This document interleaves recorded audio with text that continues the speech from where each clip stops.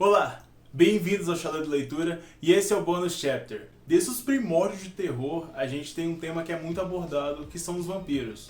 E nesse vídeo eu resolvi trazer pra vocês o meu top 5 de vampiros mais importantes do cinema e da cultura pop em geral, aqui no vídeo, beleza? Lembrando que não é um top 5 classificativo, ou seja, o top 1 não vai ser melhor que o top 5. É literalmente um vídeo para mostrar os 5 que eu acho que tiveram uma maior representatividade e uma maior importância no cinema e na cultura pop de literatura em si, ok? Então, vamos lá. No número 5 eu escolhi um vampiro bem clássico para dar início a essa lista, que eu acho que muita gente conhece, né? Que na verdade é o Lestat de Lioncourt, do filme Entrevista com o Vampiro. Na verdade, esse filme ele foi feito com base de um livro chamado Entrevista com o Vampiro também. Esse livro aqui, no caso. E eu poderia ter pego o personagem do Brad Pitt, o Lewis, né? Mas eu acho que a essência do filme, eu acho que a pessoa que o Brad Pitt se tornou dependeu muito do personagem do Tom Cruise, o Lestat.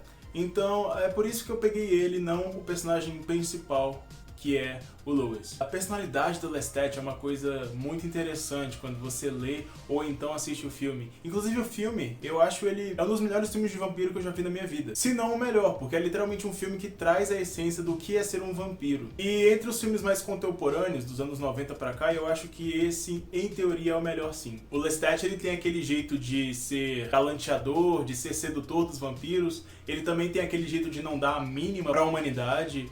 E ele simplesmente faz as coisas ao favor dele. O que ele quer é fazer mais pessoas se transformarem e ficar ali do lado dele pra eternidade. É isso que ele fez com o Lewis e com a Cláudia também, que é a personagem interpretada pela Kirsten Dunst.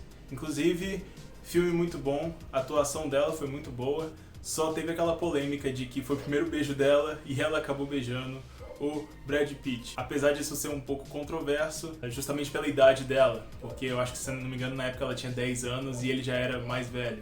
Mas não foi um beijo, foi tipo um selinho, mas enfim, marcou a vida dela e ela se sentiu muito desconfortável na época. I assume I need no introduction.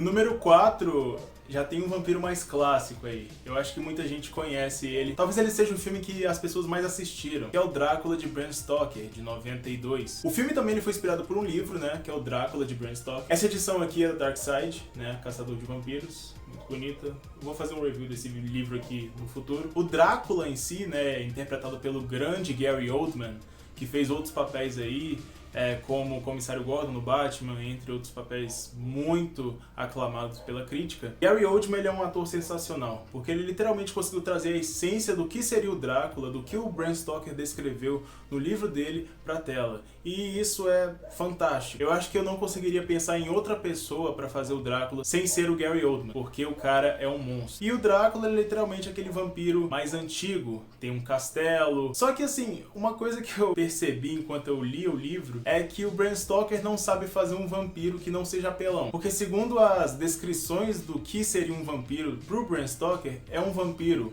uma pessoa que controla os animais, que controla os elementos, que voa, beleza, isso aí é normal, porque todo vampiro que a gente conhece da cultura pop voa. Mas assim, o Drácula, ele tá em outro nível de ser apelativo. Eu acho que se fosse escolher um rei dos vampiros, provavelmente daria a coroa pro Drácula. E esse filme, ele é muito icônico justamente pelo Keanu Reeves, né, que fez o Jonathan Harker. E ele fez um grande papel também, né, enquanto ele passava a temporada no Castelo do Drácula. Então é um filme que vale muito a pena ver.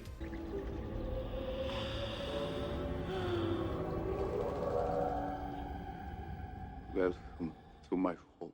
No número 3, eu escolhi um clássico, e é literalmente um clássico, porque eu acho que é a partir desse filme que as coisas começaram a se encaixar pro universo dos monstros. E eu tô falando de Drácula, de 1932, interpretado pelo grandíssimo Bela Lugosi, que foi o nosso primeiro Drácula das telas. O vampiro do Bela Lugosi, ele é literalmente aquele vampiro mais antigo, ou seja, crucifixo, alho, todo esse tipo de coisa funciona nele como uma fraqueza. Não é como, por exemplo, os vampiros novos da cultura pop que não tem nenhum efeito alho ou crucifixo ou algo assim neles. O Bela Lugosi, se ele chegar perto de um crucifixo, ele se sente mais fraco. É como se fosse a kryptonita dele. E o trabalho que o Bela Lugosi fez nesse filme é impecável. Eu acho que, na minha opinião, na minha sincera opinião e humilde opinião, o Bela Lugosi, ele foi um dos maiores atores de filmes de terror que já existiram. E não só por Drácula, que ele conseguiu interpretar bem, mas em todos os outros filmes que ele participou. Lobisomem, Filho do Frankenstein, Plano 9 do Espaço Sideral, todos foram interpretados por Bela Lugosi. Ele sempre teve um papel ali icônico nos estudos da Universal Studios. Mas esse é o que mais se destaca porque ele mesmo interpreta o Drácula. E eu acho muito importante trazer isso aqui, porque sem ele eu acho que o universo dos monstros não teria começado. É óbvio que em teoria começou pelo Frankenstein, mas o Bela Lugosi que firmou esse universo em si. Listen to them, children of the night. What music they make. Do número 2 é um vampiro...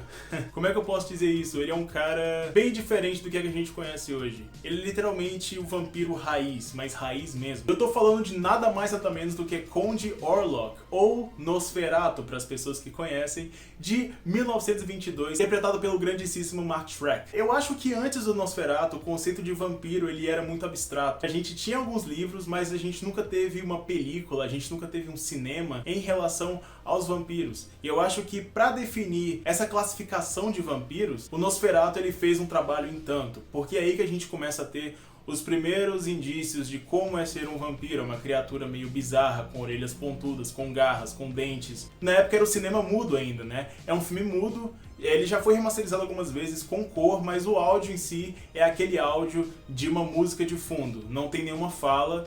E, assim, eu recomendo você assistir, mas se você não tem paciência para esse tipo de filme, talvez seja melhor você evitar esse aqui e procurar um resuminho, um vídeo interessante na internet ou algo assim. Mas é um filme que eu acho muito icônico e eu acho que qualquer pessoa fã do gênero vampiresco deve assistir esse filme sim.